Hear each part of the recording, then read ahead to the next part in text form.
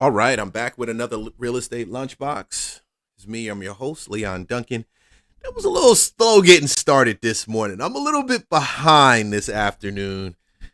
Hey, wifey kept me out late last night. We had a little cool ass time, you know what I'm saying? So, whenever that happens, it's a little slow sometimes getting everything rocking in the morning. But I am still here. Yes, I am still here. Talking about all the cool topics. And we got a lot of topics to cover today. Yes, I do. Mm, mm, mm, mm, mm. So we're going to talk about, man, first I'm going to talk about, we definitely going to talk about Will Smith, the sexual allegations that he's got. SBA, Minnesota loans shut down. Federal funding for daycares shut down. HUD investigating fraud in Minnesota. I mean, it just keeps going and going and going. And if you're frustrated about the federal funding being shut down for daycares, this is the reason why we say it's all about who you vote into office, yo. Because this is not something that's brand new that's been going on. So we're going to jump into it. Oh, yeah. And I got a couple funny skits for you, too. Couple funny skits, man. But, before I even begin this, I saw this video and I want to share this because I felt like this is so true. I found myself at one point in time, before I even started doing all of this real estate lunchbox stuff, before I started putting out content, I was so locked in one or two people I approached. I said, man, I want you, let's do a podcast together. Let's put out some content together. Let's live stream together. Oh yeah. One or two never even called me back. They don't do any pods. They don't do any live streams now. They still haven't started, or either they started, they stopped. Um, but I'm still here doing it. And man, we're about to hit 1,000 subscribers. And I think that's pretty dope. But it's something about not waiting for other people to validate this calling or what you plan on doing or what's in your heart to do. Because we get in that place where we keep waiting for these people, and you please realize that not everybody's meant to go with you on that journey. And I didn't understand it. I thought it was, let's get together. You're thinking the same thing. I'm thinking the same thing. Let's collab. Yeah, and I've seen it because I see podcasters with other people on there and they're collabing and they got three or four of them. Don't wait for those people to do whatever they say that they're going to do that you guys agree on doing. Don't wait for that. Don't wait for that. The longer you wait for that, it holds you back from going to the level that you got to go to. Not everybody's mind. God, first, I'm gonna tell you, not God doesn't want everybody with you to begin with. Like, not everybody's supposed to be in your space doing what you're doing. They're not.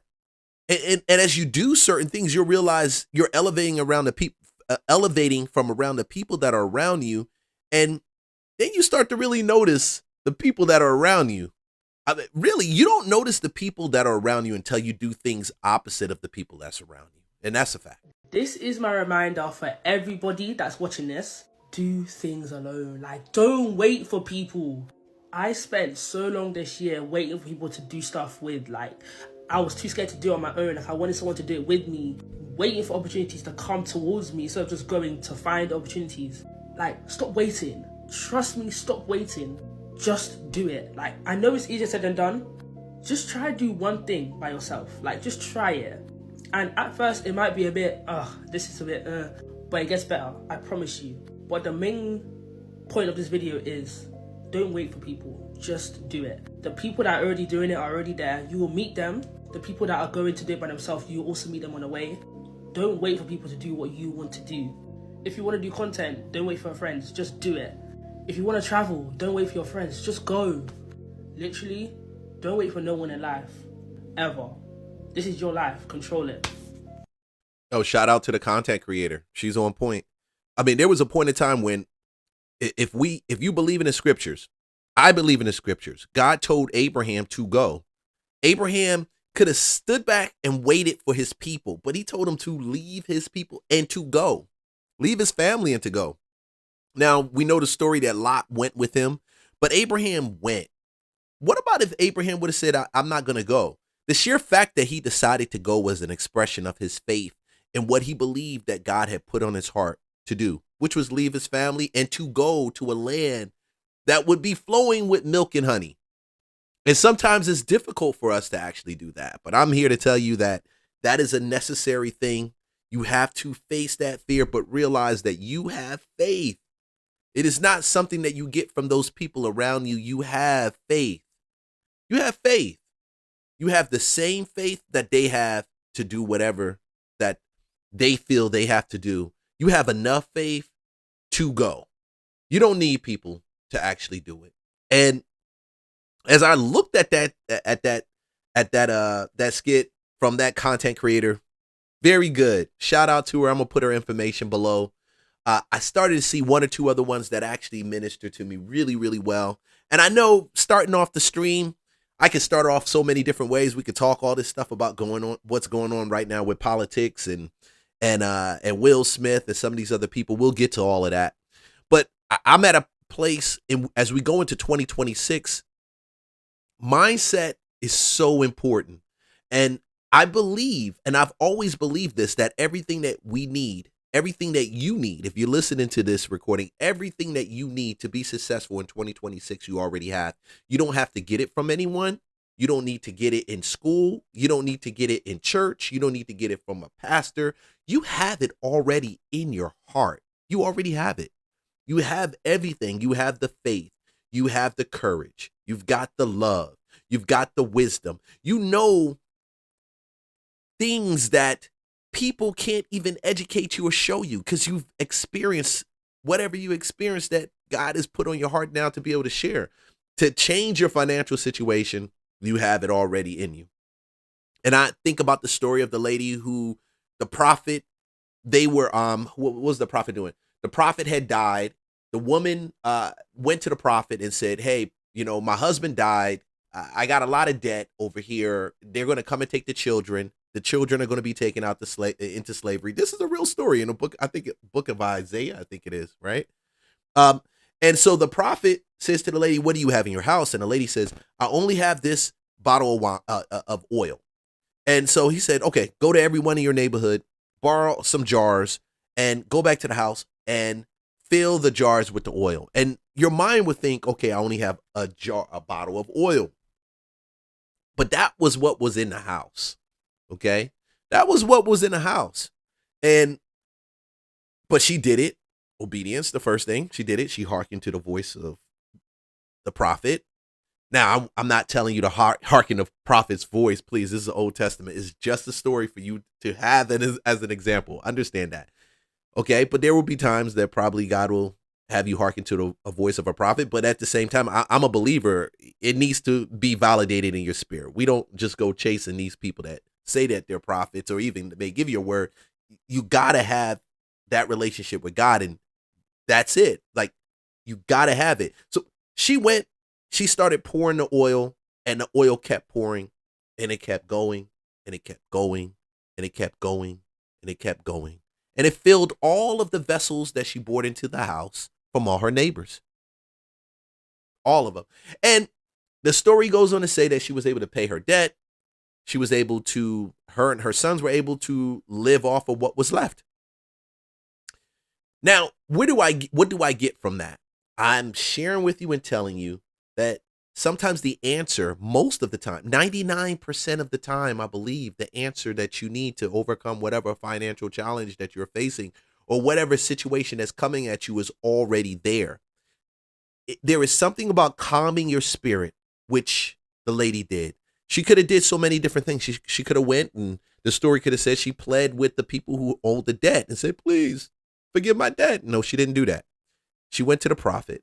And that's a shadow of Jesus. Really, it's just a shadow of Jesus. We go to him, we go to God, and we say, hey, I got this, I got that. Not like he doesn't know, but everything he's giving us to overcome that, to go through it, is already in us. He said, Leon, how do you know? Because there's a scripture, I think in Ephesians 1:4. I think I was reading it in Ephesians 1, just either today, that everything that you need, God is already predestined for you to be able to walk in, to go through everything you need for every challenge in every situation. So don't put yourself in a position where you are constantly looking to people or looking to man to validate those things. You don't need that. What you need is to remember, one, that everything you need is it, that God has already placed it in you. Why? Because the God of heaven and earth is in you. So he had to place it in you. How can he be in you and you still don't have everything you need to overcome the challenge? I need you to think about that. The God who's abundant and knows everything, and he's in you. That's why I'm never been a proponent of chasing churches and chasing religion and chasing people. And there's some great teachers out there. Don't get it twisted. There's some great some really great teachers. I'm not talking about performers. We're not talking about pep ralliers. I'm talking about teachers. There's some great teachers that actually teach the true gospel. They actually teach it. And they do a great job in doing it. And I don't get exhausted listening to them. There's not a bunch of him and hawing. They don't need to charge me up to get it through. If they need to charge you up too, then yeah, it is what it is. But I always think about fake teachers, fake money. There's some great teachers out here, and they can teach you, but only God can lead you. Only he can guide you. So listen to your heart, man. Listen to your heart. Listen to your heart, So many people will not post what they want to post online because when they do it, they feel cringy.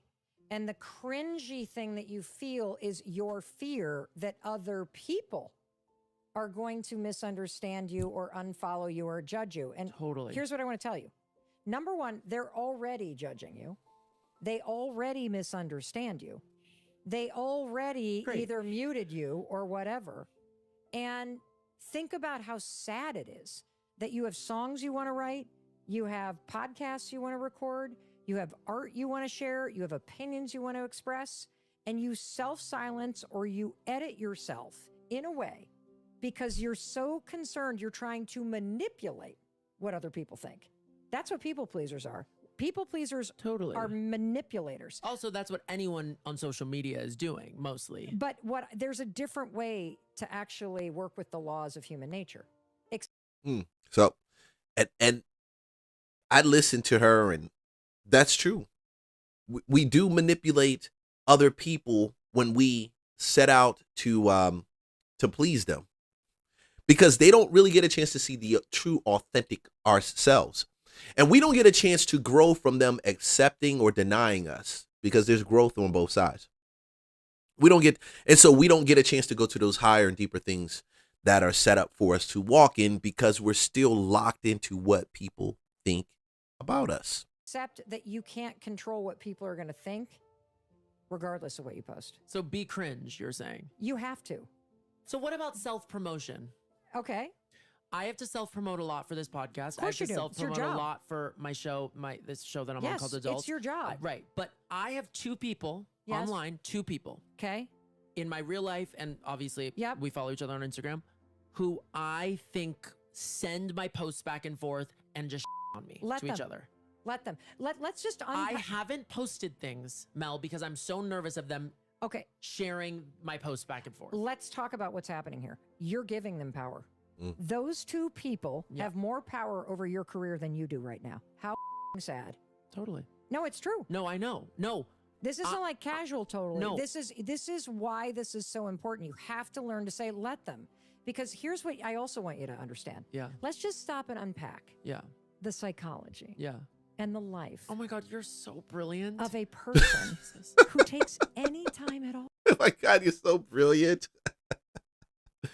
But that's the thing. Wisdom will make you seem and sound brilliant. We all know to do it. We understand it and we see it. But do we all walk in it? And that's a mouthful, but that's the truth. Like, we know there are haters out here, and they hate anything we post. Matter of fact, they call themselves your family, your friends, associates. But low key, they dislike you. They don't like you. They don't like you one bit. Maybe it's how you do what you do. Maybe it's what you do. You don't know. It's all kinds of stuff that triggers them. But who cares? Who cares if it triggers others? Because if you don't live in your true, authentic self, you let God down, you let yourself down, You let your family down. You let anybody that you could possibly impress a level of excellence or anything that you're proficient in, you let them down, those future people you will meet, because you decided that one person, those two people, those people that don't like you. Oh, I don't like Leon. I don't like him. You let them decide how you rock shit. You let them decide it. Oh no. To send posts back and forth and trash people. What kind of life who are you? Imagine if they took that same amount of time and they looked in the mirror and they improved themselves. Totally. Or they worked on their own career. Stuff. Yeah. Exactly. Correct. So people who talk about other people don't have anything going on. And most people won't work on anything. They'll talk about it. It'll sound great, but it's like, I got to go to work. I got to come home. I got to do this. They'll never break that series of consistent, monotonous humdrum. That boring. They love the safe and comfortable place. And you have to realize, I started realizing that in 2025, it's a lot of people around me that love the safe, comfortable place. They don't I challenge some of them because it's crazy when I talk crazy things like you can do 1,000 subscribers and be monetized in 60 days. Watch how it's done. I believe I could do this. I believe I could do that. When you start believing and you start venturing out into those uncomfortable places, you have to be prepared to be alone. Same thing when I started real estate. I didn't start with a bunch of people. I started driving Uber. Driving Uber, I quit my job. I quit working for a Fortune 500 company. I told my wife I wanted to get back into real estate. I was out of it for about 2 years. I went to driving Uber to make money. And while I was driving, I was relearning the city that I had been away from for about 2 to 3 years.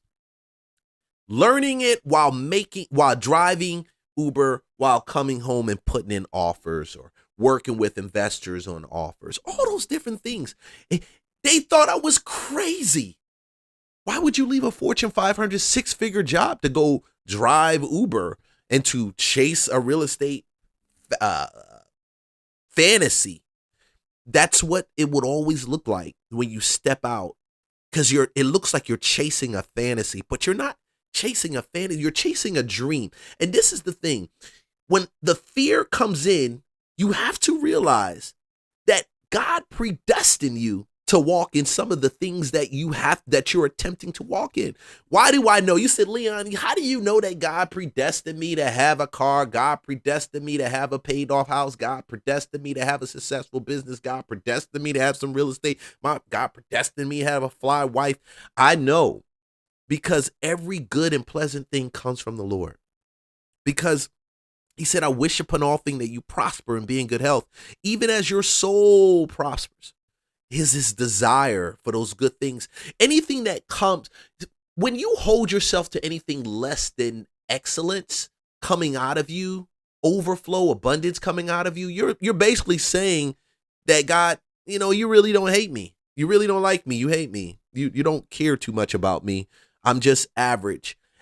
And if you want to walk in that, you're welcome to. That's a good pity party to be a part of. Me and my house, we don't venture there. That's not what we believe. That's why we break through things that come our ways. That's why we don't sit back and badger ourselves like some people like it. There's some people that's enjoying you badgering yourself over your mistakes that you possibly made in the past. We don't sit back and do that because God forgave us before we even started this run.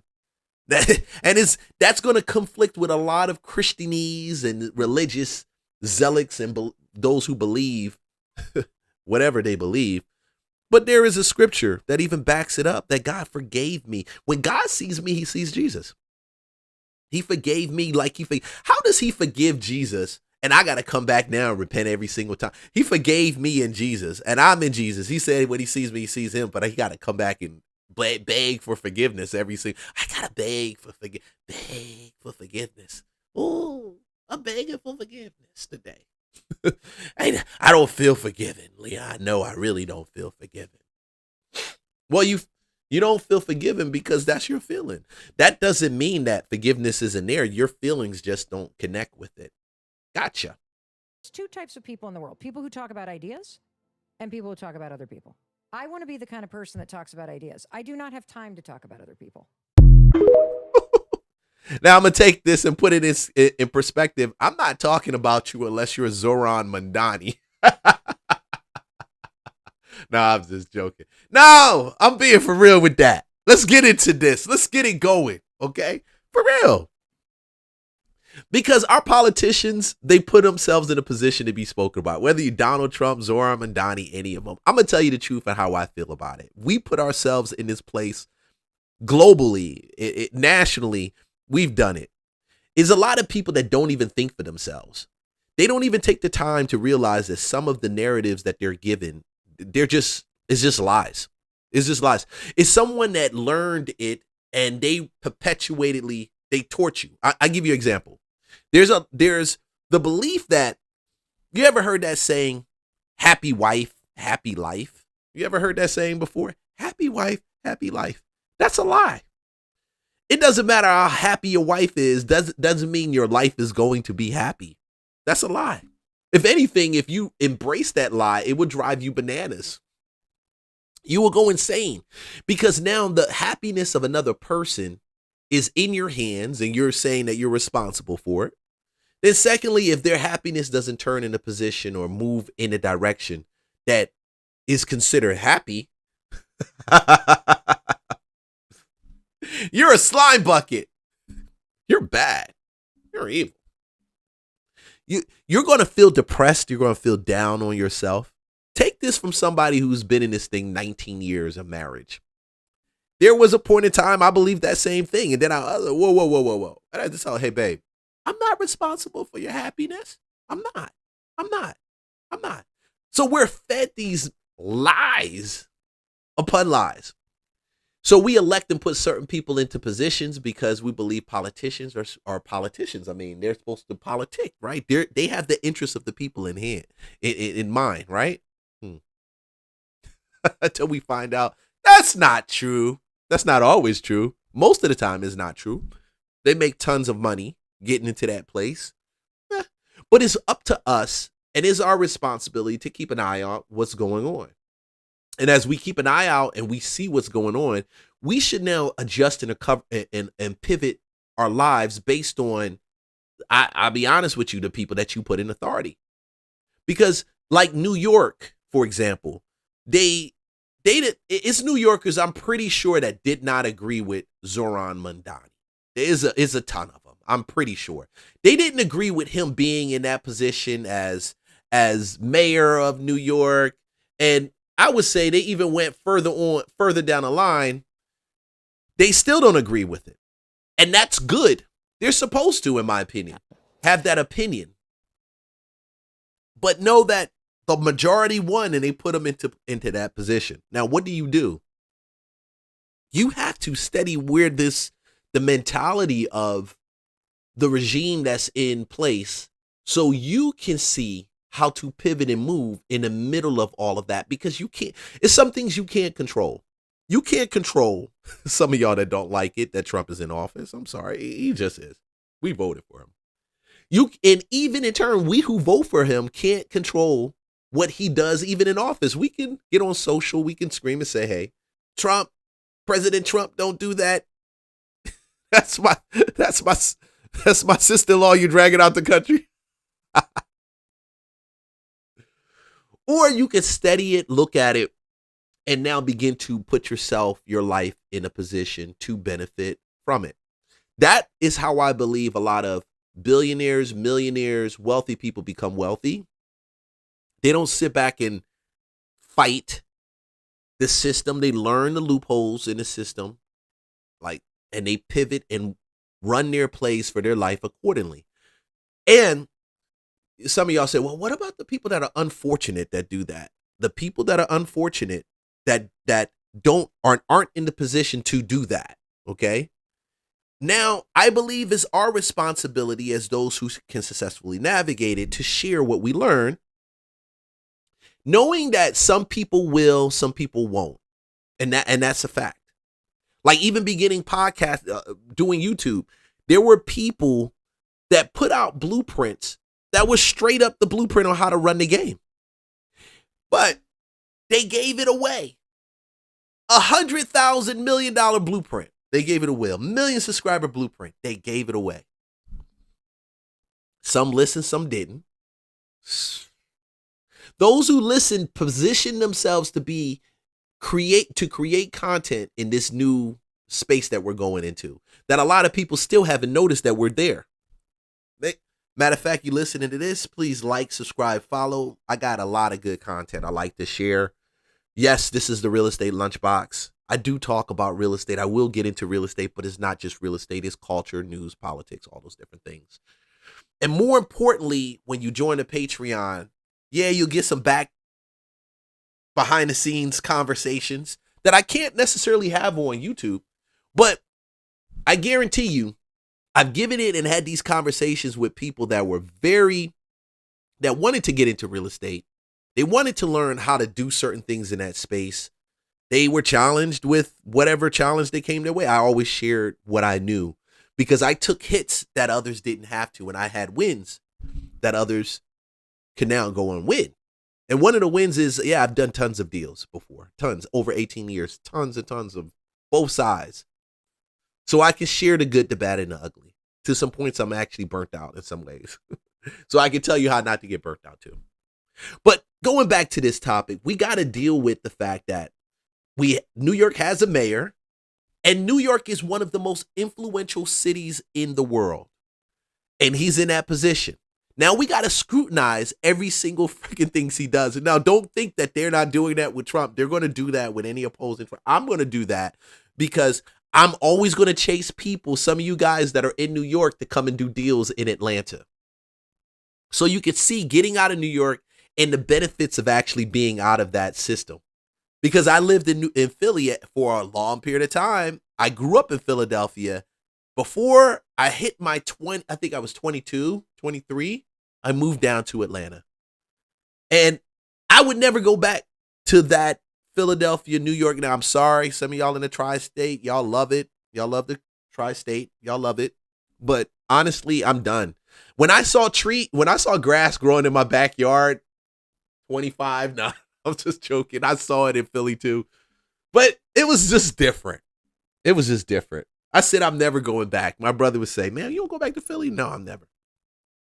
And what's happening in New York is a prime example of why. When you come down to the South, if you're listening to this, come down to the South and don't bring certain things down here with you. Like, make the decision. You will keep certain things and you will release certain things. And one of the things is that up north socialist mentality. Oh, excuse me, I had something on my, I had to burp.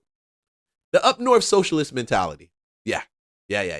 Now, as we mentioned, Mayor Mamdani hit the ground running today, announcing new action to make housing in New York City more affordable. Eyewitness News reporter Anthony Carlo continues our coverage with that part of the story. He joins us now live. Anthony. Well, as Mayor Mamdani acknowledged that this is Inauguration Day, but he also said that this is the day the rent is due. We have heard him for quite some time now, pledging to protect tenants in his plan as mayor. And as we stand in one of the rent-stabilized buildings he pledges to protect, that is exactly what he did as he stood here today. Take a look at some video. The mayor and his team taking us on a tour of deplorable conditions inside this rent-stabilized apartment building on Clarkson Avenue, the cornerstone, or one of them, of Mayor Mamdani's campaign. We know freezing the rent for roughly 1 million rent-stabilized apartments. We know that proposal faces some uncertainty because it has to go through the Rent Guidelines Board. Before Mayor Adams left office, he appointed members to that board who could potentially complicate Mayor Mamdani's effort to get that done quickly into his term, effectively setting up roadblocks. Well, Mayor Mamdani today saying he is not waiting to deliver action, fighting for that rent freeze. That's only only part of the plan. He announced 3 executive orders, signing them in this building today. First, reviving the mayor's office to protect tenants. The mayor says he will not compromise on housing quality. The city will step in if landlords are not doing the right thing. And I don't hate what he's saying. I just think that it's misleading, because New York's situation when it comes to these rental caps that they have in place, it's largely because New York has a high tax bill when it comes to homes, when it comes to commercial property. When you have a high tax bill and the landlord has to cover that, or owner has to cover that, it rolls into the charges that they give to their renters. Whether you're leasing a commercial piece of property, or whether you're leasing a townhome, a house, a condo, it doesn't matter. When you have a high rent bill, the same thing we see in Chicago right now, when it's high, the people who live there will also experience that. Now, the goal should be, how do we lower these property taxes? That should be, how do we now provide lower property taxes or property tax incentives for owners of homes that are rented out, and they're landlords. They have multiple units in their property. I don't hear that. I hear, I'm going after the homeowners. I'm going after the billionaires. I'm going after the millionaires. Guess what? They got a lot of tax havens that keep them protected. That's why you need to be one. That's why you need to stack your cheddar and be one, because the more you learn about the tax havens that they have, the more you're going to want to be one.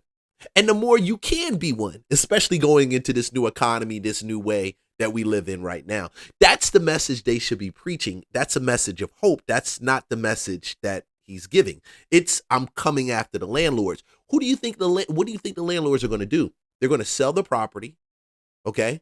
Or they're going to walk away from the property. Okay, or they're just going to kick everyone out until they can find a solution to navigate it. Yeah, they will do it. You can sub that house out to the federal government. I heard some guy talk about that one time. He's just going to sub out. He's just going to rent the house to ICE, to federal officers in New York, and let the federal government pay his bill until they decide to leave out. Secondly, Mayor Mamdani announcing a LIFT task force. That stands for Land Inventory Fast Track, meaning city-owned land will be leveraged for housing development, getting New Yorkers into housing more quickly. And third, he created... And this is the clown stuff I'm talking about. These are the things that you decide, that they're deciding you need to hear. You need to hear. This gives gives New Yorkers the warm and fuzzy feeling that something is actually being done. Another task force to remove the red tape that drives up costs and slows housing construction. Mayor Mamdani calling these sweeping measures. We will not compromise on housing quality. If your landlord does not responsibly steward... What's up with this girl right here? What's up with the girl next? What's up with her? Why does she look like that? Is that his wife? I hope that's not his wife, bro. But even if it is, bro, she looks just... That's kind of... When you're on screen, like, at least smile. Your home, please. City government will step in. These are sweeping measures, but it is just the beginning of a comprehensive effort to champion the cause of tenants too long ignored and homes too expensive. Now, interestingly enough, we also want to point out that Mayor Mamdani announced he is revoking all executive orders that were issued after the date of September 26th, 2024. You will remember that date because that is the day that Mayor Adams was indicted. The mayor today, Mayor Mamdani, saying, quote, that was a date that marked a moment when many New Yorkers decided politics held nothing for them.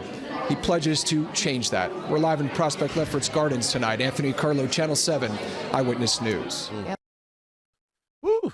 Yeah. The first will be to revive the mayor's office to protect tenants. We will not compromise on housing quality. The second is to create a LIFT task force. LIFT stands for Land Inventory Fast Track.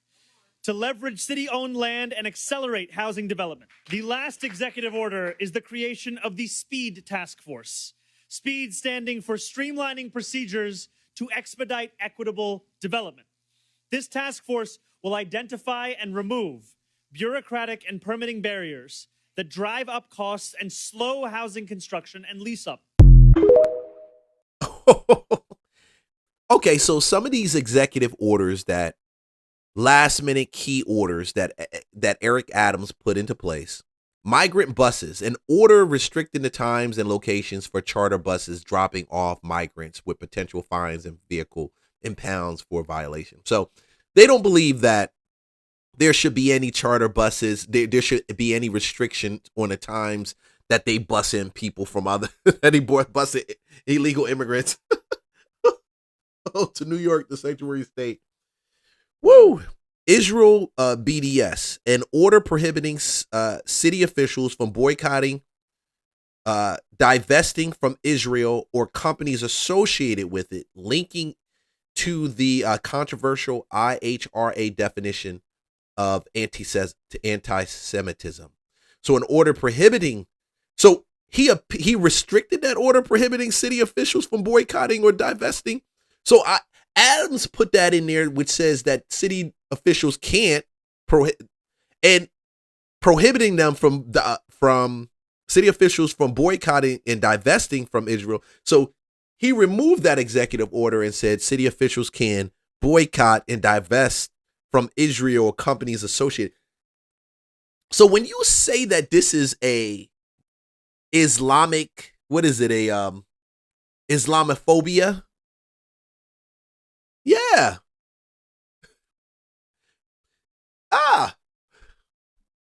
And you know, it was interesting. I was looking at the stats of Israeli, that he got a lot of Jewish votes leaving to get into that position. I wonder if you're Jewish and you're watching this, I don't know. Tell me what you think about it. Because the exit polls showed at least 50, 60, like a good high rate of Jewish Americans, Jews, voted for him in New York. New Yorkers who consider themselves Jewish voted for him in high amounts. Now he's telling you that he's removing that executive order that Eric Adams put into place, and now New York, public officers, officials can boycott and divest from any Israel or Israeli companies associated with it. But, hey, I don't really care too much about that, but it does to me clearly show that there is bias there. You know, in my opinion, there is. Other orders also rescinding were directives related to rat mitigation, cryptocurrency growth, and allowing ICE agents on Rikers Island. So he says no ICE agents allowed on Rikers Island. Response by News Manzadi. Immediately he revoked on the first day, revoked several of Adams post indictment orders, particularly those concerning Israel. Justification: Madani stated that these orders were signed after a date marking a low point in public trust. Supporters of Madani's actions praised the restoration of free speech and rejection of what they call overly broad definition of anti-Semitism. Could it be that the Jewish voters who voted for this guy kind of did a disservice to themselves? I was elected as a democratic socialist, and I will govern as a democratic socialist.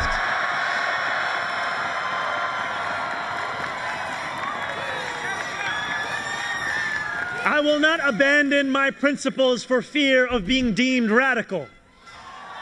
As the great senator from Vermont once said, what's radical is a system which gives so much to so few and denies so many people the basic necessities of life.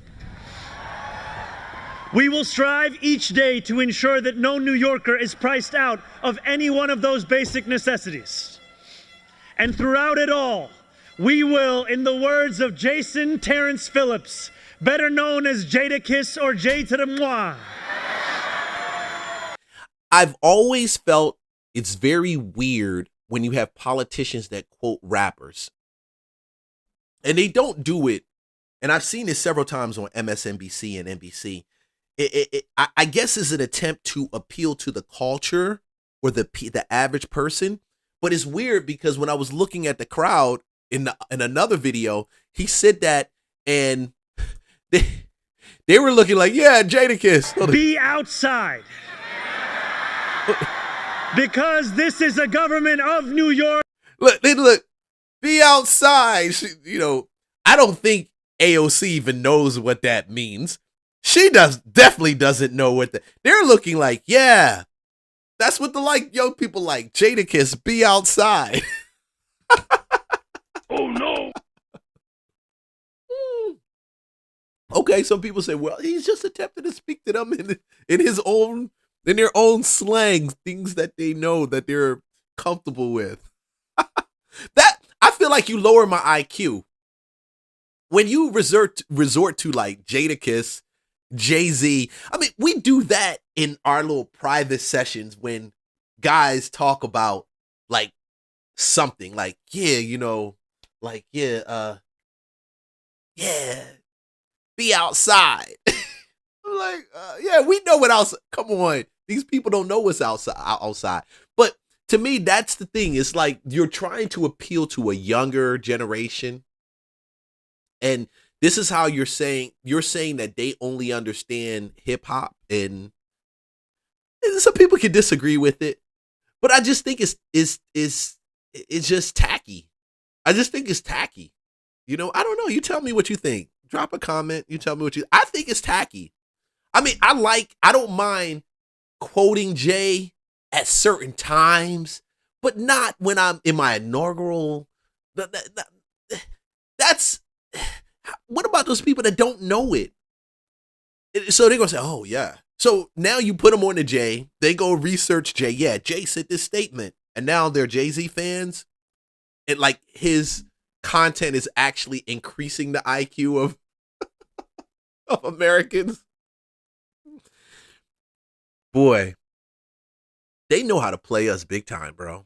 They really do know how to play us. They know how to play the public. Not me. They know how to play the public. I woke up to it. When I woke up to it, I said that this is kind of cringy. It's a little cringy. You got to admit, it is a little cringy. By New York and for New York.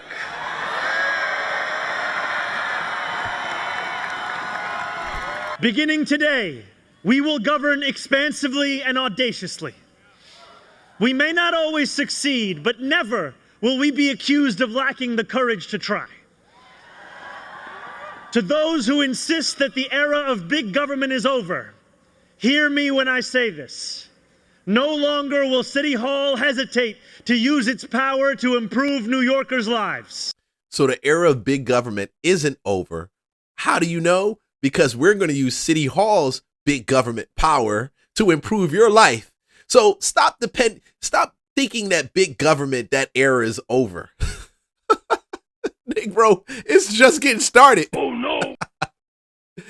The same people who say that big government and big tech is controlling everything and we need to make these changes are using big government, and they will definitely use big tech if they could. Trust me. If they would have won 2024, this election in 2024, they would use big tech to censor the conversation that we're having right now. So if anything is said that goes against the warm and fuzzy feelings of these fairies feeling very fairy-like, we can bring it to an immediate stop. We need to halt it, put halts to it. As long as because it's making us feel bad. I could go down a whole rant for that making us feel bad type of argument, but that's what keeps resurfacing when I see these guys argue about stuff. That's it. It's always, it makes us feel bad.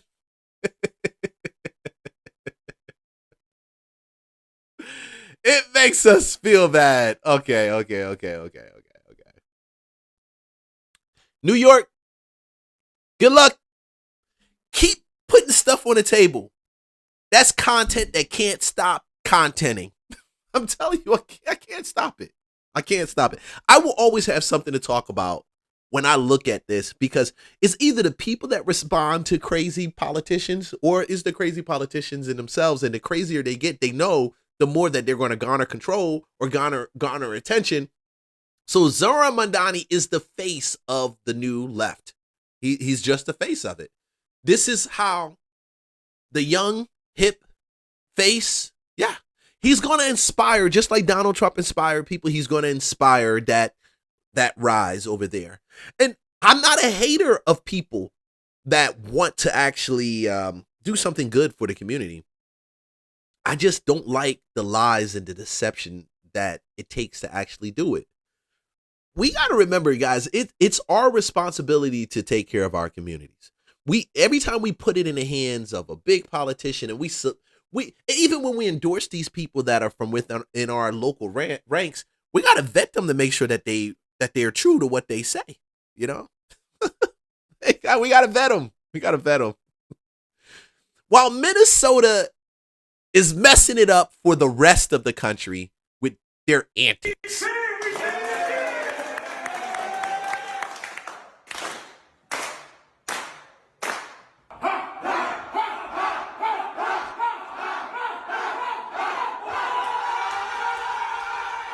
Repeat after me.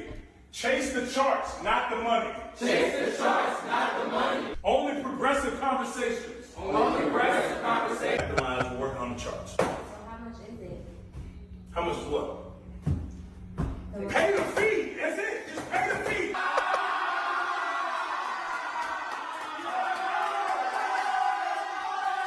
You gonna pay the fee or what? Does it really work? Nigga, it doesn't work. Pay the fee.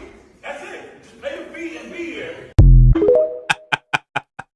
Drewski! The trick is we file it under child care, but we won't care for any child, and the government will give us millions. And look, I already have a sign. Look, beautiful like that. Hey, it's Nick Shirley. I didn't know you were in town. I was wondering if I could put my son, little Joey, into daycare here. Yes, if it was real, but it's not real. So no leering. There's no leering. This is going to go viral, isn't it? There's no leering. There's no leering school. There's no leering school over there. Yeah, it's definitely going viral. Because Minnesota, dude, I'm going to tell you, Minnesota is so ham right now. The Somalis of Minnesota. I keep saying you Negroes are pirates. You've always been pirates. Yeah, you got some good winners among you, but you got some pirators that just can't stop pirating. And so they're making it bad for everyone. They're making it terrible. I mean, think about it.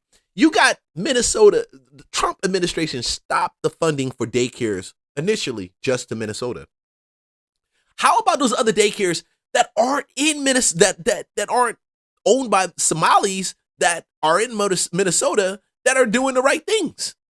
Now they got to validate it. You guys, I mean, I don't care what you think. You're pirates. Yeah, you got some doctors, you got some lawyers, you got some great teachers teaching the community. But you got a bunch of pirates. And when pirates are pirating, this is what ends up happening. They do pirating shit and it messes up everybody. Do you think that the way they jumped on boats in what's that, Caribbean? In the Caribbean? The way they jumped on boats in the Pacific, you think they're pirates, bro? Pirates. The scope of the staggering Medicaid fraud in Minnesota still isn't fully clear. Investigators are working to determine just how much taxpayer money was stolen, and the allegations now expanding across state lines. News Nation has been on the ground since the very beginning reporting on these cases, and while prosecutors have identified 14 different programs used to defraud Medicaid in Minnesota, News Nation may have found a 15th. Brooke Schaefer joins us now with the very latest. Brooke, this is a web that continues to just spread. And Nick, we know a lot of the focus has been on these daycare centers this week, the fraud surrounding them brought into the spotlight by YouTuber Nick Shirley. But now News Nation found assisted living facilities could also be taking advantage of this scheme as well. News Nation's Rich McHugh uncovering Minnesota is paying millions of dollars to assisted living facilities owned by a man indicted for money laundering, even though that man is now personally. Ooh. Oh, no. Listen. They open the gates. And if you are a fraudster, not even if you're Somalian, but if you are a fraudster, period, doing any fraud shit in Somalia, in Minnesota, in the state connected to Minnesota, in every state around Minnesota, I don't care if you're over in Canada and you sending over fraud shit to America. Bro, they are coming for you. This is no holds bars. We're going to use every power, everything accessible to us to take it down.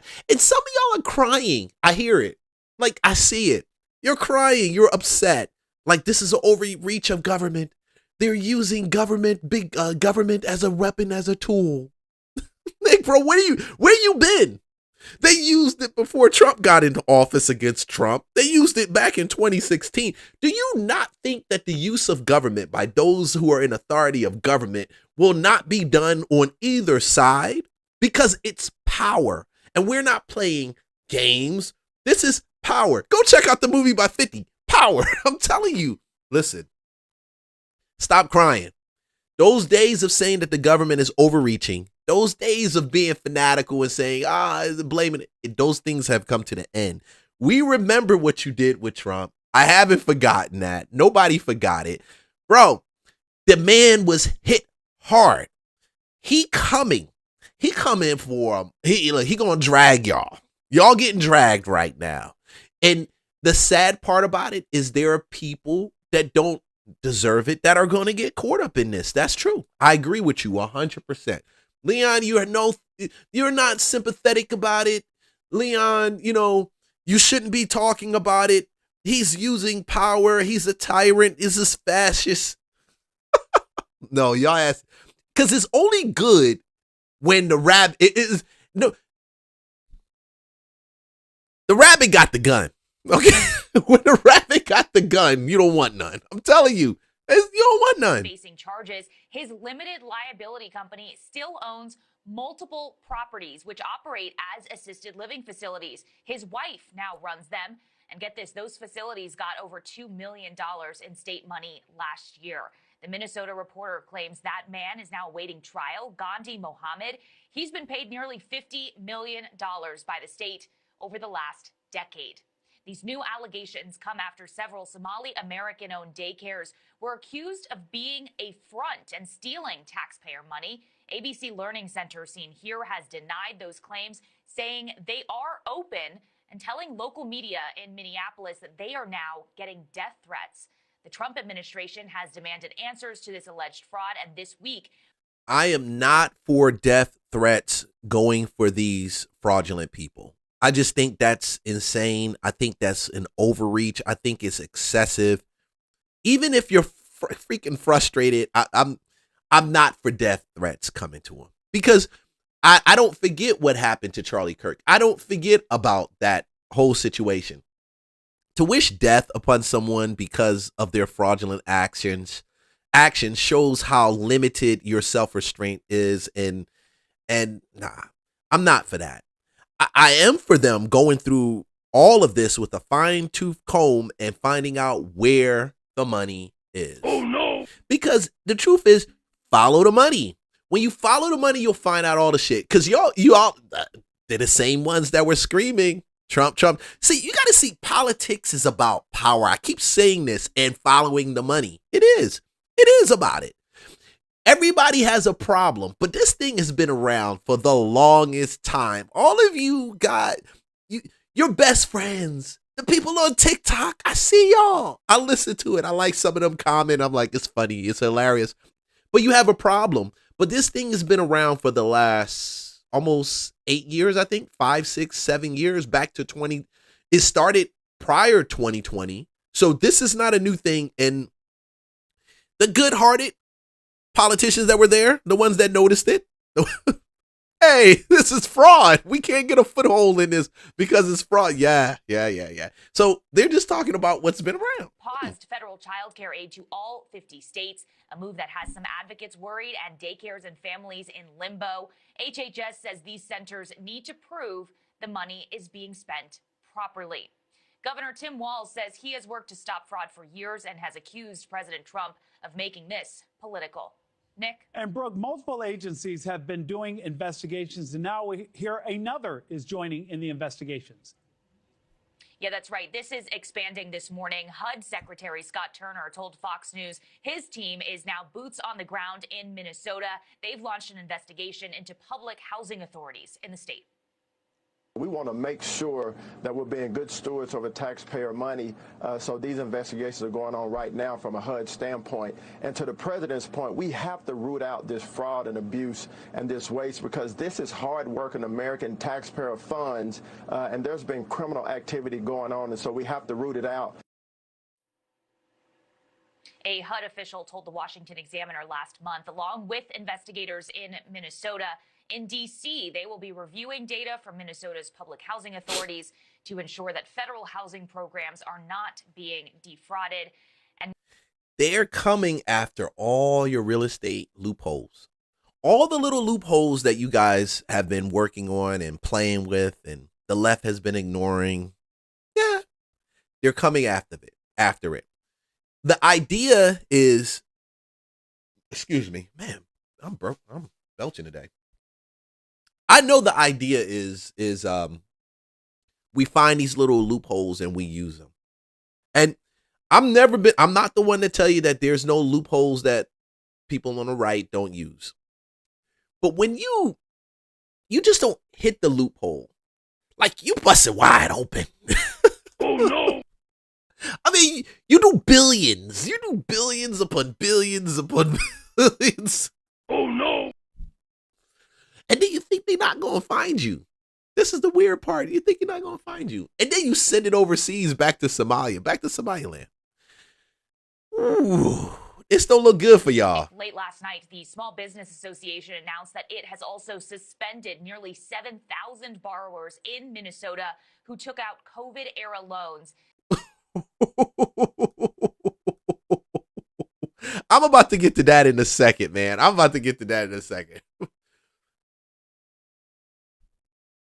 So first we see, oh my gosh, Minnesota. It's really doozy out here, man. We at the Learning Center, man. We finna do a free concert for the kids, man. You know I don't know how many kids here, but we found a concert for the kids. Go see how many kids there. Stop doing that to your man. Stop making your man go and see how many kids are there. Now look, you can tell, and this is crazy. When she go viral, look at this, man. Homeboy show up down there. Ah, come on, homie. Oh man, homeboy show up down there. Oh yeah. Oh, let's go back.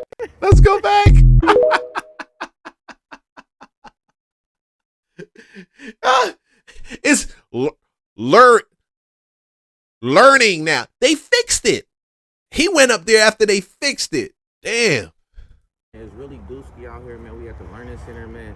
We Anything. do a free concert for Y'all jokers do anything for clicks. Let me tell you, y'all do anything for clicks. the kids, man. You know what I'm saying? I don't know how many kids here, but we found a concert for the kids. Go see how many kids there.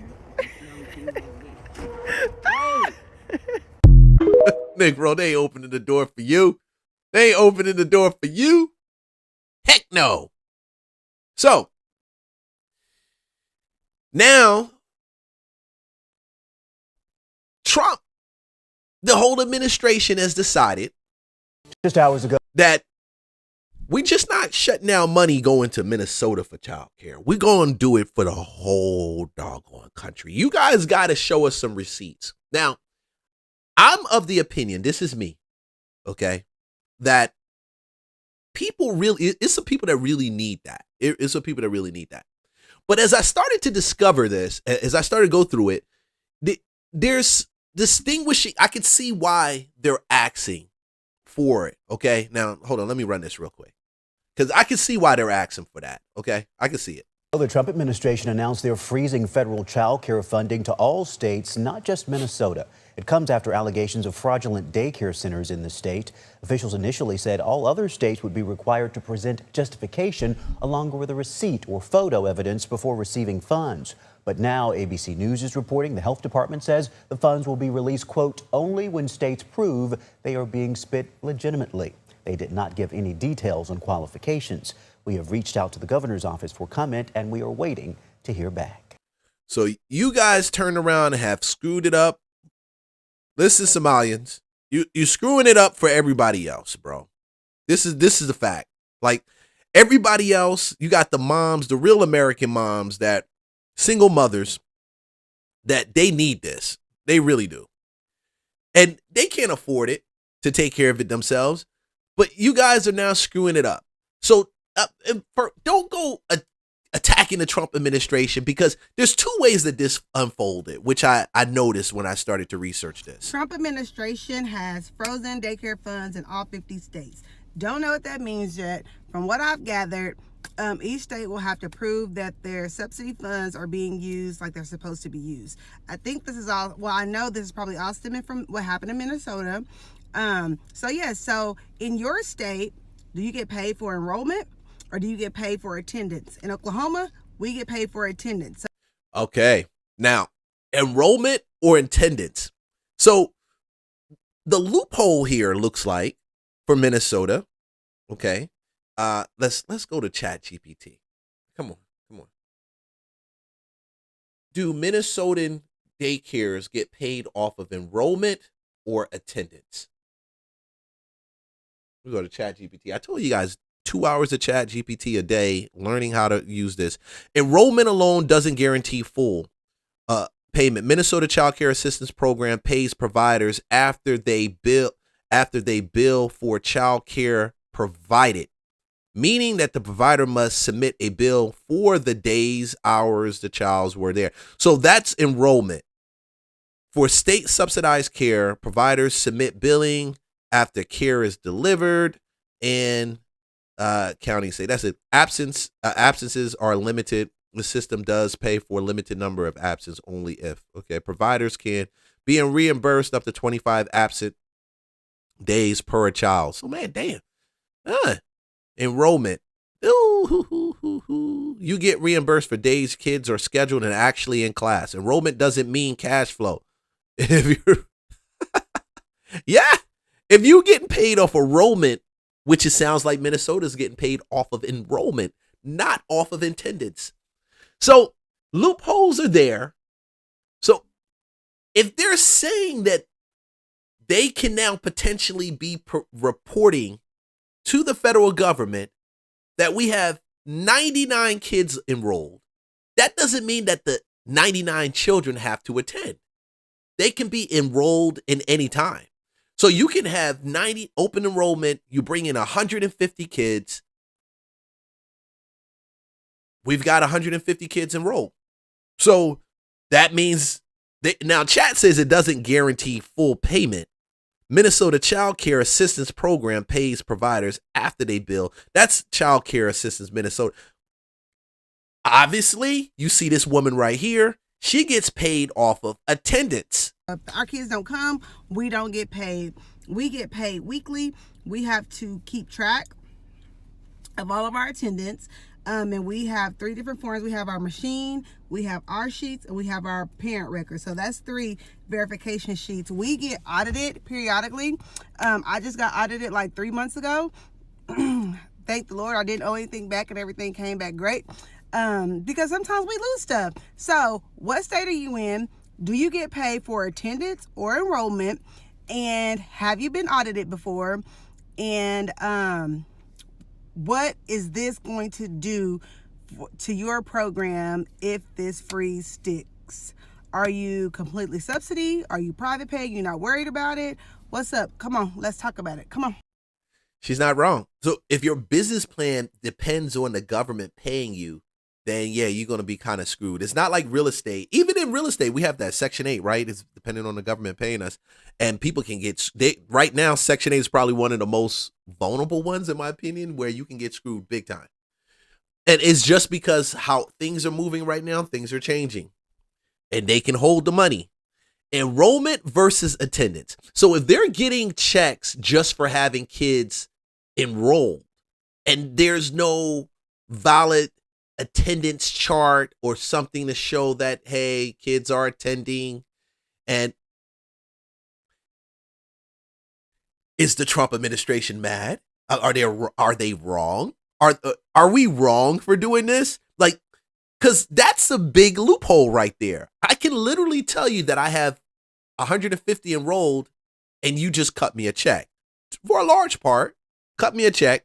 May not get the whole money, but I get most of it. And whatever piece I've got to validate on the back end or self-govern, I can do that. These are the loopholes.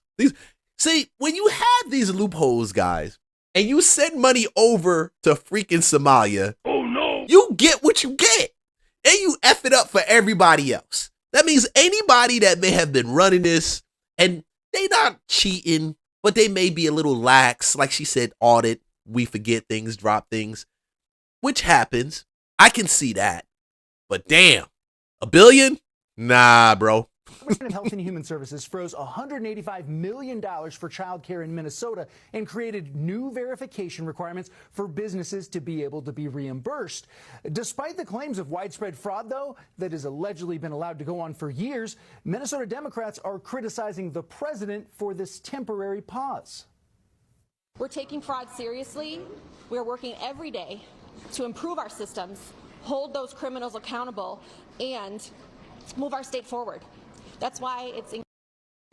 What a way to bring in the new year. They're freezing daycare funds in all 50 states. Yay! Let's talk about it. Has anybody heard it? I just seen it like an hour ago. I thought it was fake, but apparently it's real.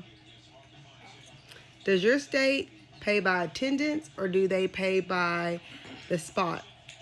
We get spot checked. I got audited this year already. I don't know. What we gonna do, y'all? What we gonna do? Come on, let's talk about it. So she's saying she gets paid off of enrollment, not even attendance, by the spot. So this is an obvious loophole that's been existing. I don't know if it's from certain states that require enrollment, certain states that require attendance for validation for the release of funds.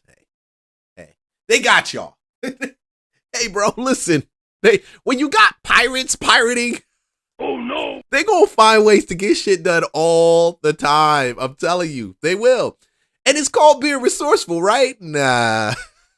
If you're gonna run the game, damn, I say, listen, don't do it like that.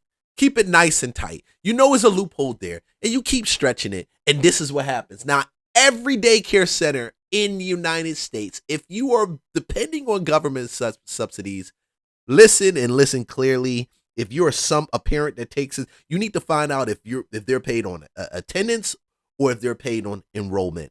But at the end of the day, that may be the reason why they treat some of your kids bad as hell.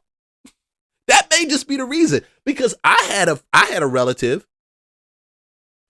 took his son to a daycare, and the boy ends up with a little fraction on his arm. So they like, hold on, what ends up like his arm can't move? What ends up?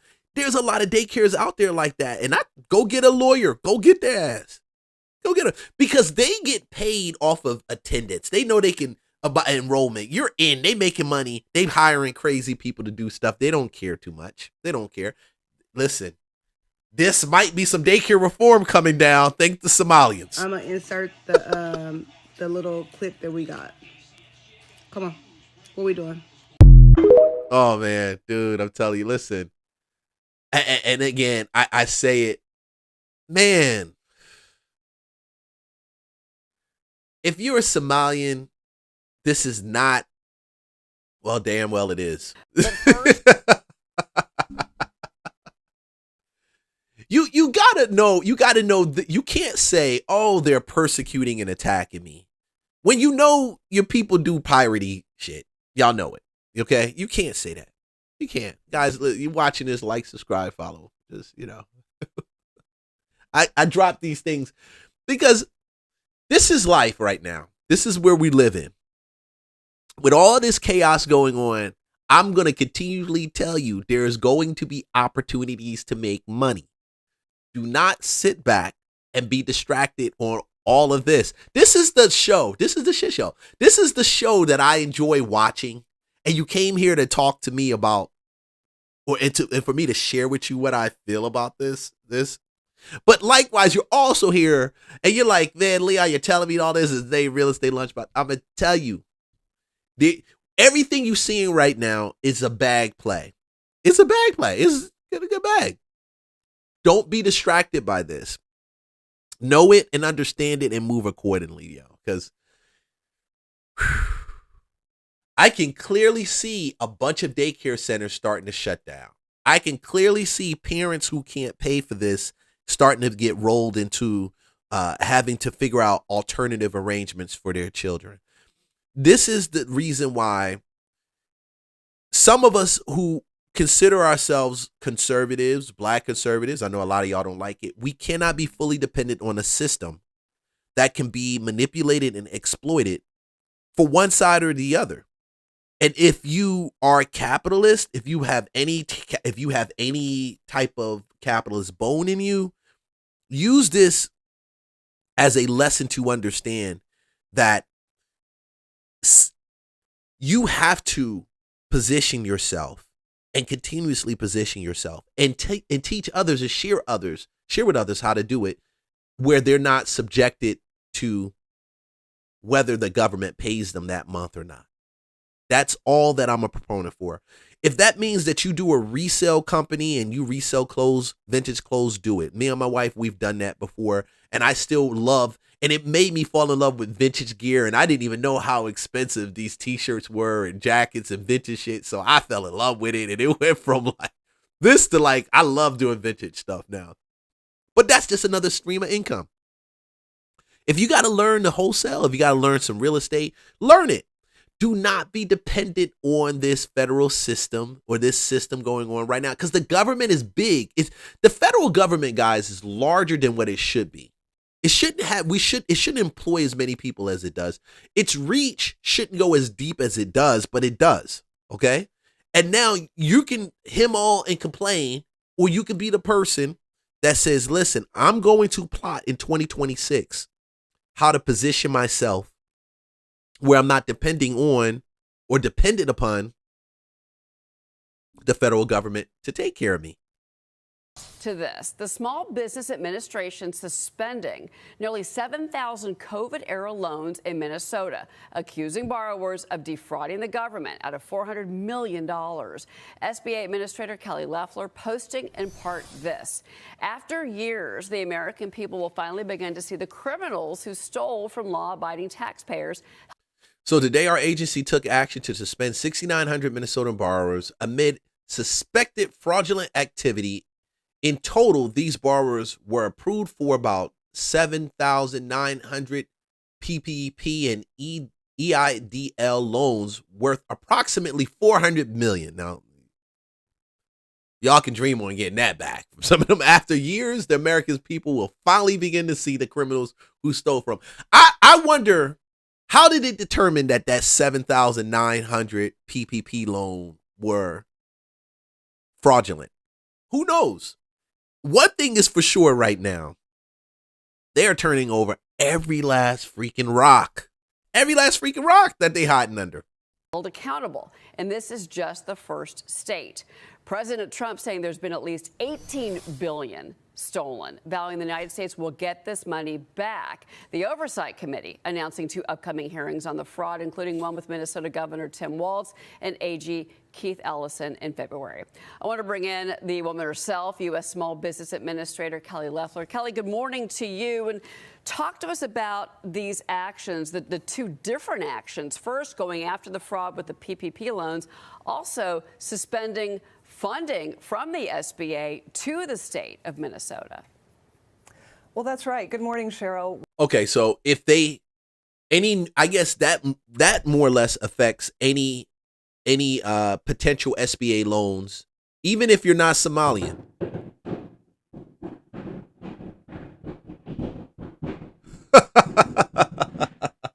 See, that's my dog playing with the bone.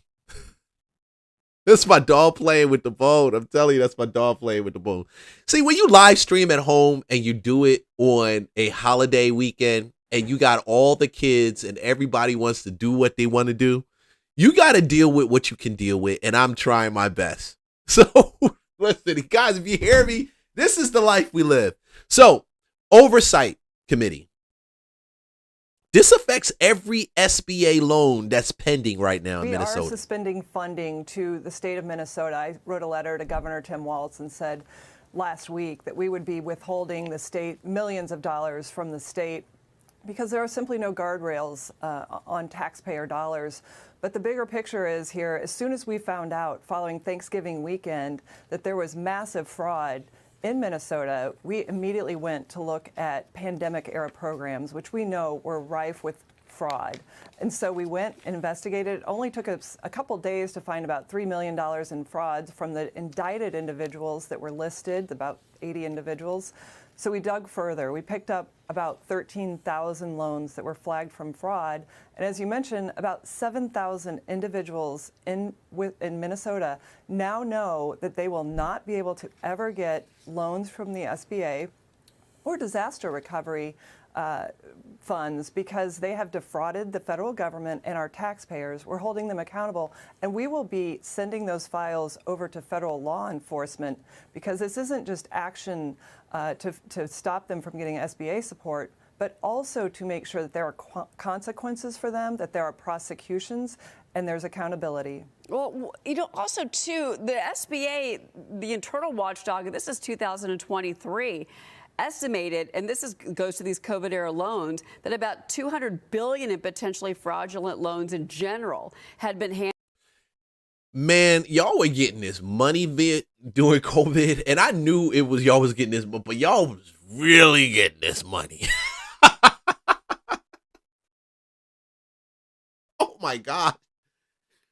7,900 with 6,900 Minnesota borrowers. Oh my gosh. Y'all were getting this bread. Wow, 17% of total funds dispersed. Now, this is before, obviously, you took over the agency. But, you know, I think we should remind people that for those loans, people were able to, these borrowers were able to self-certify that these loans were legitimate. Self-certify, which seems ridiculous now looking back. How confident are you that we can somehow maybe claw back some of this funding? Well, that's absolutely right. Out of $1.2 trillion that went out through SBA funds during COVID, now remember these. Y'all ain't getting none of this money back. Y'all gonna take them jokers to jail. Y'all gonna get their cars and repo it. You're gonna take their houses and repo it. You're gonna take their bank accounts down. That money's in Somaliland, bro. Oh no. That money's overseas, man. Oh no. I'm just saying it. I don't see how it's gonna work. You'll get a little something, but I'm clearly convinced jokers then ate the money, pirated the money, sent and spent the money. Now, people was joking about Black Americans saying, bro, y'all Negroes out there y'all need to stop taking this PPP loan. I'm going to tell you right now, the Somalians out there, everyone. Oh no. Bro, y'all did. And it's pitiful. They want me to stop clowning and stop talking about it. But it's like, yeah, I'm never going to say that it's everyone. But damn, y'all took pirated to the next level. Oh no. Y'all just took it to the next level. Y'all getting government programs shut down. What you should be doing is not complaining on TikTok or Instagram or social about how the Trump administration is coming out after you, how this is a fascist government and blah, blah, blah. You got to go to the people that you know is doing this shit and tell them to stop. That's what you got to do. COVID-era loans helped millions of small businesses keep millions of employees on their payroll. Most were legitimate. But the fact is we had organized crime operating around these, like we see with the Somali crime ring in Minnesota. And so now it's organized crime. Now you are part of a Somali crime ring. Okay? You guys, MOBB, you mafia, mob. Have gone back through loans that the Biden administration tried to forgive that were known to be fraudulent. That's why we already had 13,000 that we knew had been marked as fraudulent. We're able to find quickly 8,000 of those and make sure that they cannot benefit from our services. So 13,000 that they suspected. Out of those 13, they were quickly able to find 8,000 that they were able to lock in on. Bro, they ain't playing. I'm telling you, Trump is not playing. And you got to blame it on your leaders, because when you guys started coming after this man, his money, the business, shutting it down where he couldn't pay employees, making it where they had to take a lot of their stuff to Bitcoin. That's how they got involved in this crypto play, because Biden administration, Harris, all the people you crown as being your saviors came after him. Letitia, the one over in New York, Fani, y'all all ganged up on him. Now the people are suffering for your political antics. That's it. Because you wanted to prove that Trump is not worthy of the highest position in the land. And it's like, it's very hypocritical in some ways to actually say that he's not worthy of it and yourself not be. And clearly, we already see, and we've seen it, that a lot of the people that are pursued him, they wasn't even worthy of their positions they held. Doing their stuff in the booth in the back, Fani. Some booth in the back. Man, y'all just making it the gift that keeps giving. And I'm saying it, and I keep saying it. You just got, a lot of this is caused by the people that have been placed into power and into positions of authority. And this shit is just going to keep going, bro. It's just going to keep going. Whoa, it ain't stopping. No, it's not going to stop. They determined. Now, Somali-linked taxpayer fraud isn't just being investigated in Minnesota. It's also happening in Maine, where a health contractor... You guys had Minnesota? I heard Ohio. Now Maine. Ooh. They looking at California. It's getting real out here. Is accused of defrauding the state's Medicaid program of millions of dollars. Now, Republican lawmakers there are demanding accountability from Democrats. Let's go to News Nation's Alex Capriello. Alex, good evening. I know you've been following this story since we found out about it. These lawmakers today said the alleged Medicaid fraud only scratches the surface. What are we learning? Yeah, that's right, Hannah. At its core, the primary allegation is against one organization that lawmakers believe improperly billed the state's Medicaid program for millions of dollars. But they also recognize that more than 5,000 groups bill MaineCare every day, every year. And they wonder why it's taken so long for the government to catch up on this possible fraud. To answer that question quickly, the lawmakers thanked investigators like News Nation's Rich McHugh. He was the one who actually broke this story weeks ago. He spoke to a whistleblower who claims that Gateway, a nonprofit which provides social services to immigrants, filed false records to bilk millions of dollars from Maine taxpayers by defrauding the state's Medicaid program. That's, of course, called MaineCare. They say this is just another example of widespread fraud like we're seeing in Minnesota. Take a listen. This is going to have implications for the state of Maine in the billions with a B of dollars. This will spell financial Armageddon for our state. We have got to get a handle on this problem. My constituents and the constituents of my caucus members have had enough. The tax-paying citizens of Maine have had enough of fraud, waste, and lies. So I reached out to Gateway for the response to the allegations that were made at today's press conference. A spokesperson tells me he believes these allegations are political in nature, that the accusations are untrue, and that the organization is going to continue to cooperate with oversight committees. Now, adding to the confusion is the fact that both state and federal lawmakers are actually incorrectly conflating two different organizations that have the same name. Gateway Community Services. Hannah, one is a nonprofit, the other one is a for-profit. While the claims against the for-profit are being strongly denied, that's the quote I just shared with you moments ago, the question now becomes whether or not these recent accusations are actually disparaging the hard work the nonprofit is doing in that community. You're right. It is so confusing, and I'm so surprised it took this long, but that just goes to prove how great our investigative team is. Alex Capriello, thank you so much. Thank you for... All right, so Maine, man. So now they're in Maine. They're all over. I saw California pop up. They were talking about Gavin Newsom being a Newsom. Listen. Come on, guys. Listen. This is not going to stop anytime soon. You guys, they ran havoc on this. Oh, man. I'm going to talk about Will. Okay, guys, listen. Will Smith is being allegedly,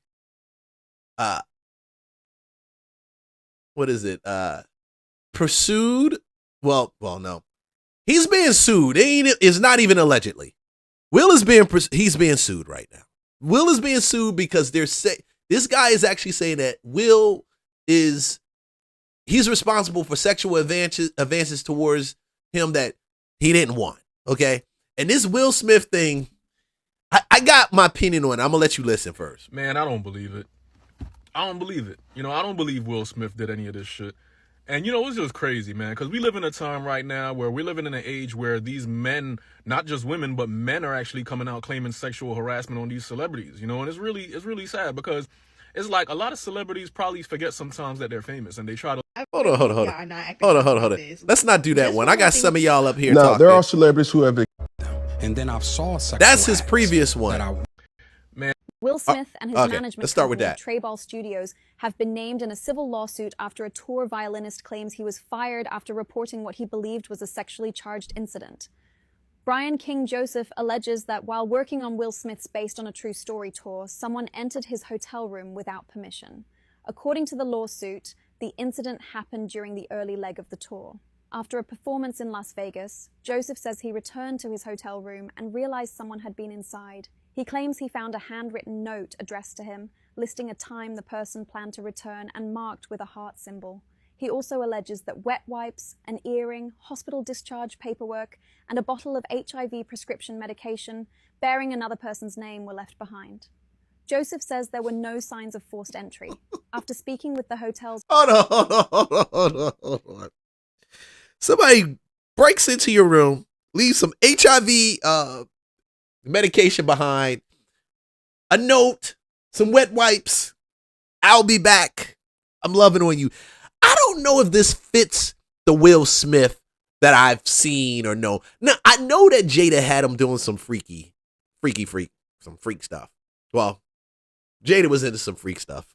Was Will into the freak stuff? I don't get it. Like, I never saw that. This is very weird to me. Because we got Tyler Perry now I can see Tyler. I'm sorry, I can see Tyler. But I can't see Will. And I simply because Will can literally have any woman that he wants. Not say any woman, but majority of women that he wants, Will can have. So you mean to tell me that Will wants him? You mean to tell me that Will wants Brian King Joseph? front desk, he claims he was told that only tour managers had access to the rooms. While the lawsuit does not identify who entered the room, Joseph says he feared the person intended to return for sexual contact or possible assault. After reporting the... Hold on. You feared that he was coming back to smash, right? Oh no. So you reported him to the front office. In the front office, this led to the lawsuit, and it's Will Smith. Huh. Incident to hotel security, tour management, and local authorities, he claims he was fired. Joseph alleges he asked only for reasonable accommodations, not money or special treatment. However, days later, he says he was accused of fabricating the incident and told the tour was moving in a different direction. The lawsuit claims his termination was retaliation for reporting workplace safety and sexual harassment concerns. It also alleges that Smith made personal statements to Joseph earlier in their working relationship that Joseph interpreted as unusually intimate, and that he believed Smith invited him on tour in an attempt to groom him. This is the thing. I would believe this if there was some sign down the line, like if I saw any signs or indication from Will. Now, granted, the crazy, weird rapping, that's a sign, but it's not. It really isn't. Will's always been like that. So Will Smith is being sued by a violinist from his 2025 tour who claims the rapper and the actor exhibited predatory behavior and was deliberately grooming and priming him for further sexual exploitation. We've seen Diddy, but no. There's nothing in the industry. And even if Will wanted that from a guy, damn, let's be for real. This is freaking Will Smith guy, Mr. Independence Day, Mr. iRobot, Mr. Nah, I don't see it. Because even when Jada did what she did, you got to realize Jada did that and it was with a younger guy.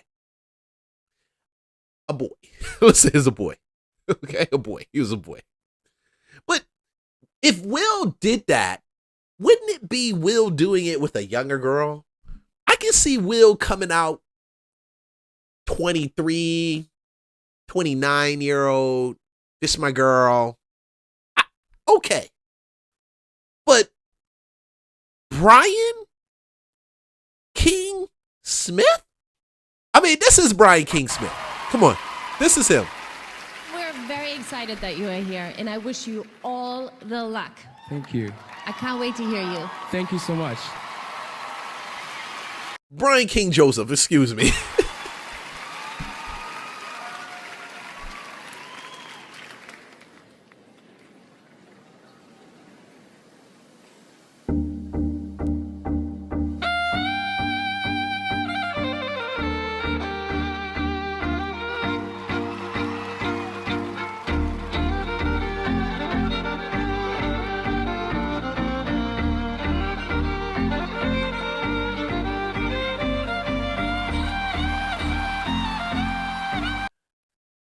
I mean, the dude's nice. He is nice. But all that jumping and all the lip hanging out and the smiling and like you getting ready to hitting them with that noop move, them noops. Yo, come on. I don't see Will Smith like this. Leave a comment if you think that I'm banana, if I'm lying. Come on, man. And you can see some of this stuff in Hollywood. Like, I can pick up and you can like, I can see that.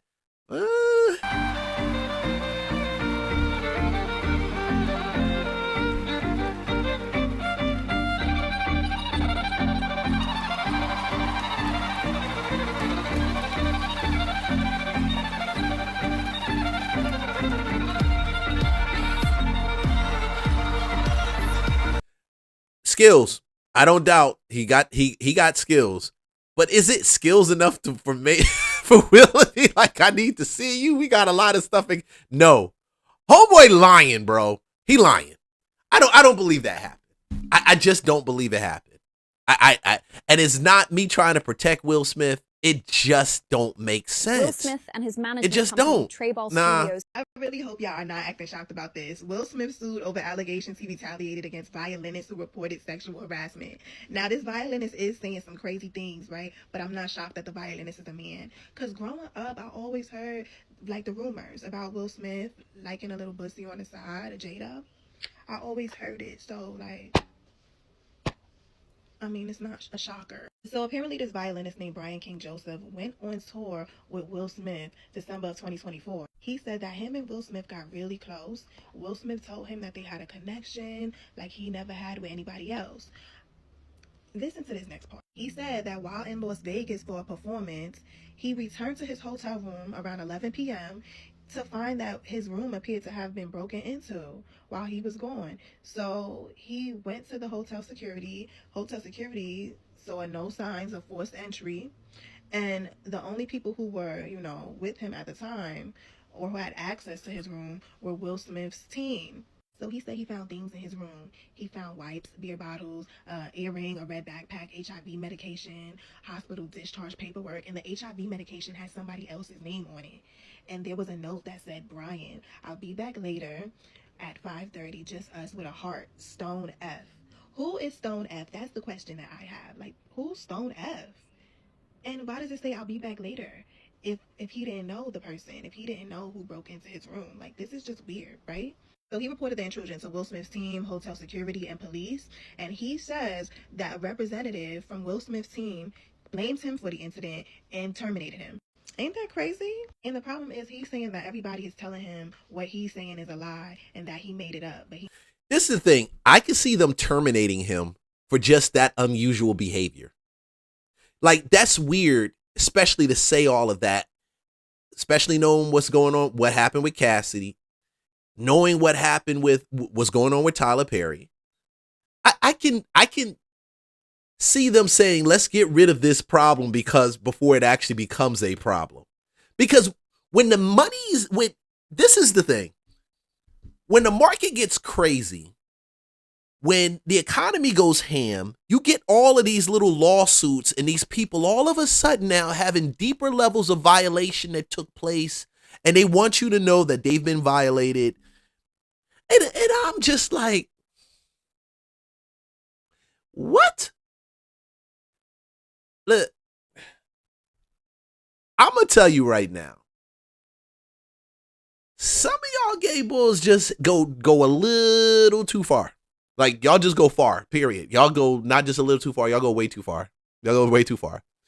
The emotions, to me, I get the sense of, what's the dude, Jesse Smollett, who said that he was attacked by a bunch of MAGA supporters. I get that. Why?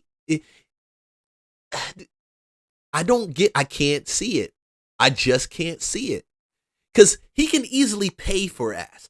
What makes him feel, I just don't see it.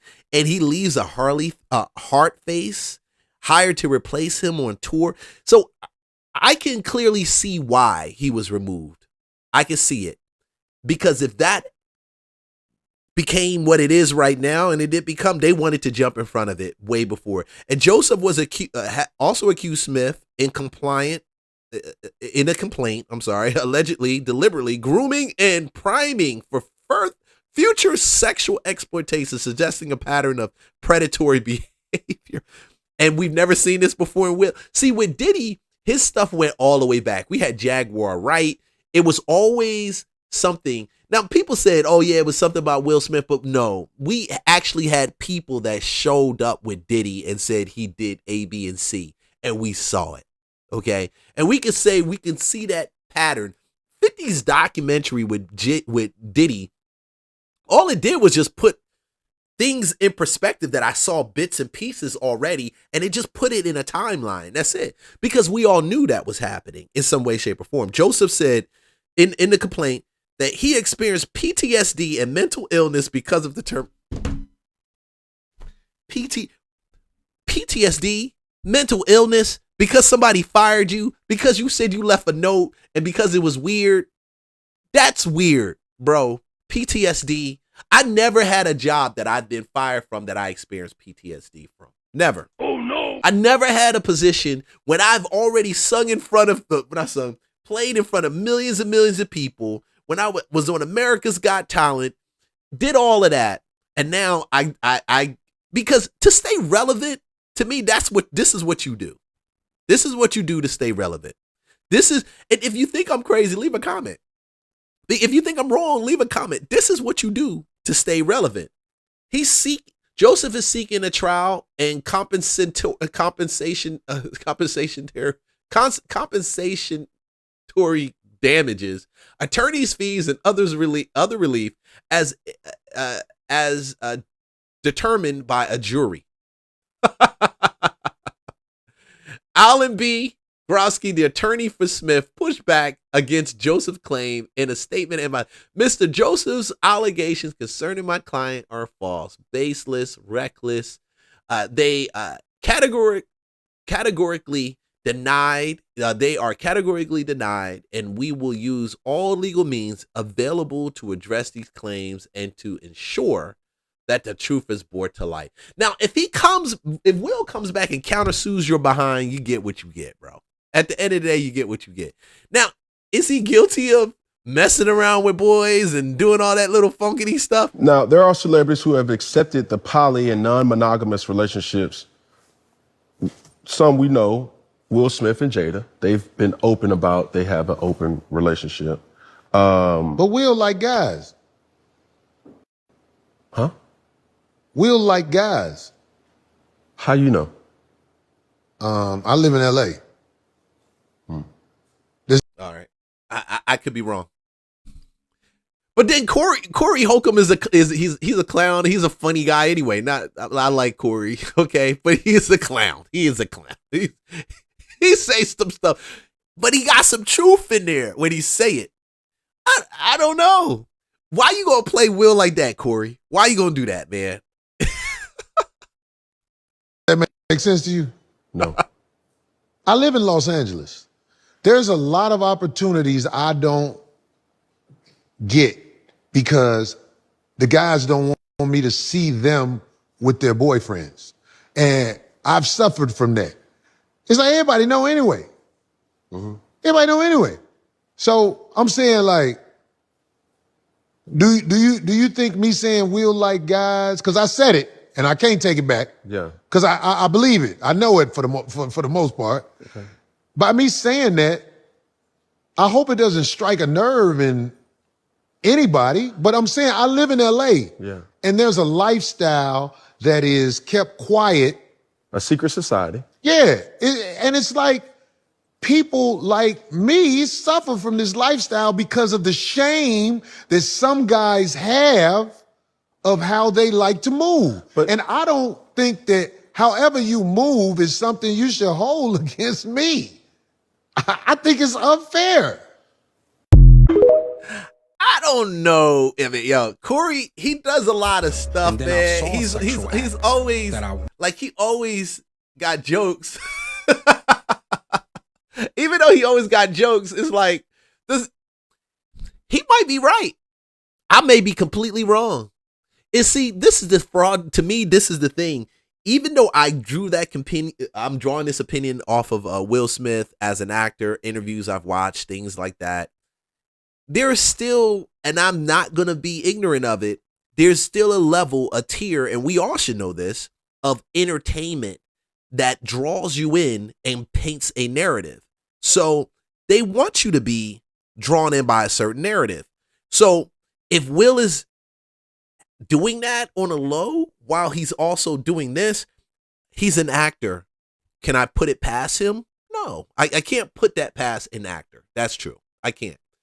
Now, Corey saying that, I don't know. Is Corey Holcomb a good valid? Is he valid in his explanation? Can his advice be taken as being true? Do you think Will is involved in that? I don't know, man. As a dude from Philly, bro, I would hope not. I would hope not. Oh no! It makes everybody look bad. No, he can't carry. Nah, he doesn't carry. Will hasn't lived in Philly in a long time. Let me take that back. He does not carry the city on his back, or he in no way, shape, or form what he does paints any picture on Philly, the city, or what it's made out of. But boy.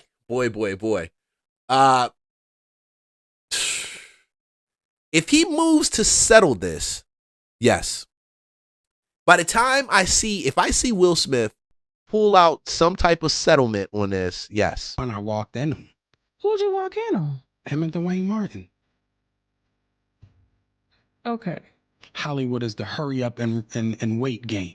So 3 minutes later, after them telling me, "Hey, you got eyes on Will? We need him to come watch this." So I'm running all over the studio. He's not in his dressing room. I go to the cafeteria. I'm like, "What?" But I see his car there. I'm like, "Where's this guy at?" So now I'm holding Dwayne down too. So I have the keys to his dressing room. So I'm like, yo, and they're calling I'm on walkie-talkie and they calling my cell phone. Yo, we need to get Will here. I'm like, yo, kind of fuck down. Like, I'm trying to find this. Like, this is unlike him, right? So, all right, I open the door to Dwayne's dressing room, and that's when I see Dwayne and having anal sex with Will. Let me process. Well, I hadn't seen this before. I gotta process this real quick. Whoa.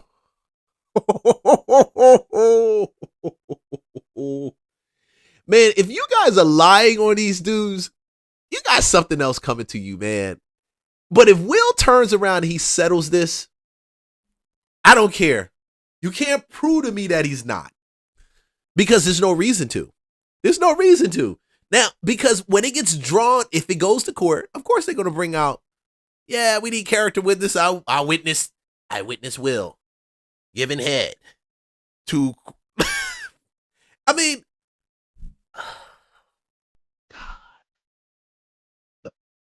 For a second. There was a couch and Will was bent over on the couch and Dwayne was standing up, killing him. Murder.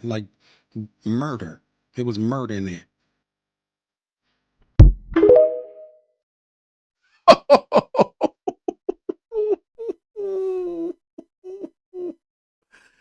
Oh my gosh. Oh my God.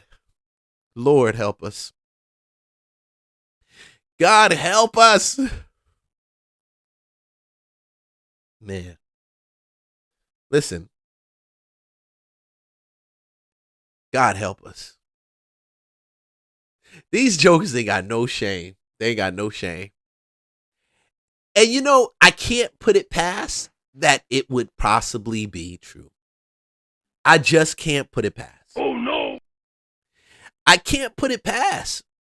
Because to be accepted into Hollywood, to be accepted by Hollywood, to be accepted and given positions and roles, they want to see that you're very versatile. They want to know that you can go above and beyond. And once you've busted wide open and you've done all that crazy stuff, you're on their list of fast hires. Because they know you can put up with everything. You can act in any position. You can act in any position. Oh. If Will Smith settles this deal, if he settles this, it's a rock. It's a rock. It's a wrap. It's done. It's done. It's done. I will never look at Will Smith the same again. Hey man, I am out. Like, subscribe, follow for more content. Jump into Patreon for exclusive and money moves. Hey guys, I will see you on the next live stream. And remember, God loves you and you're accepted just the way that you are. Remember that, and remember who you are, more importantly. Because as things get wilder and they get crazier, and mark my words, they will, that is the way you hold on. That's the way you stay grounded. That's the way you stay rooted. You've got everything you need for life in you. I rock with you on the next episode. Hey man, let's run this up to a G. Let's run this. Give me a couple thousand views. Share this one. And I want to know your comments. I truly want to know what you think. Am I tripping? Am I the Philly cat that just wants to give Will Smith the benefit of a doubt? But bro, you got too many people talking, Will. I don't know about this. I'll see you guys later.